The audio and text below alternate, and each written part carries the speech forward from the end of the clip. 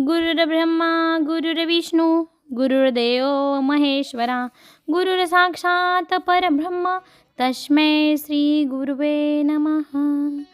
दिगंबरा दिगंबरा श्रीपादवल्लभ दिगंबरा अवधूत चिंतन श्री गुरुदेव दत्त दत्त दत्त दत्त दत्त।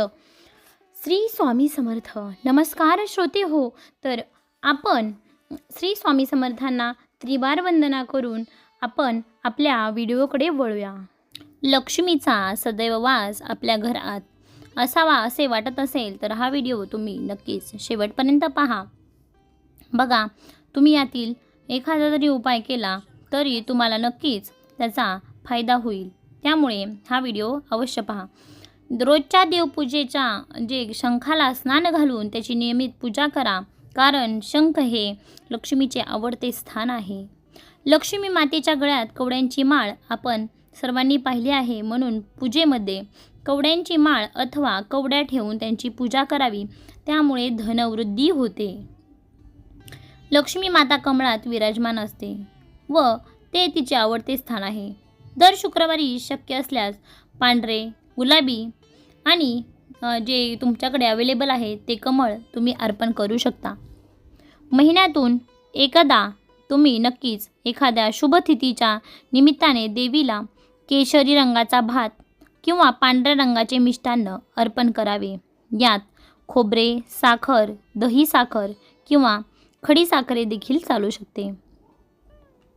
आता एखाद्या शुक्रवारी देवीला श्रीफळ अर्पण करावे।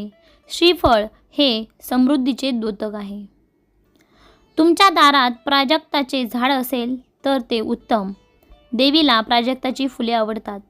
तुमच्या आजूबाजूच्या परिसरात प्राजक्ताचे झाड असेल तर सकाळच्या प्रहरी निवडक फुले वेचून देवीला फुलांनी सुशोभित करावे। वैजंती फुल देवीला देखील लक्ष्मी आणि विष्णूंना प्रिय असते।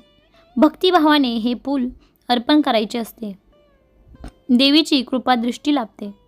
ज्या घरात तुळशी वृंदावन किंवा तुळशीचे एखादे रोपटे असते आणि रोज सायंकाळी तुळशीपाशी दिवा लावला जातो, त्या घरात नक्कीच लक्ष्मीची कृपादृष्टी सदैव असते।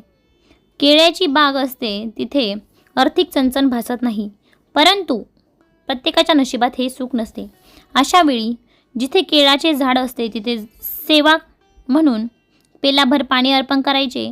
शक्य असल्यास देवीला केळाचा नैवेद्य दाखवायचा आणि तो राहिलेला प्रसाद सर्वांना वाटायचा। रोज सायंकाळी दिवा लागण्याच्या वेळी काय करायचं, लक्ष्मी घरी येते अशी आपली सगळ्यांची भावना असते, म्हणून तिच्या स्वागतासाठी रोज आपले घर, अंगण, दाराचा उंबरठा स्वच्छ करून तो रांगोळी काढून सुशोभित करावा। ते स्वागत पाहून देवी प्रसन्न होते। अस्ताव्यस्त पसरलेले घर आपल्याला आवडत नाही तर देवीला तरी कसं आवडेल, म्हणून घर कायम स्वच्छ, आवरलेले, नीटनेटके असावे। अशा घरात देवी मुक्त हस्ते आशीर्वाद देते आणि जी व्यक्ती आपल्या कुटुंबातील तसेच समाजातील सर्व स्त्रियांचा आदर करते त्या व्यक्तीवर देवीचा अवश्य वरदहस्त असतो। तर बघा, हे काहीशे सोपे थोडेसे व्हिडिओ या व्हिडिओमध्ये मी उपाय सांगितले आहेत। तुम्हाला शक्य झाल्यास सगळे उपाय केले तर अतिउत्तम, यातील एखादा उपाय केला तर चालेल।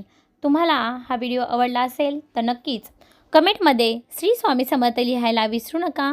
धन्यवाद। आणि चॅनलला जाता जाता प्लीज सबस्क्राईब करा। मी कोणालाच आजपर्यंत म्हटलेलं नाही, पण आता नक्की करा। धन्यवाद।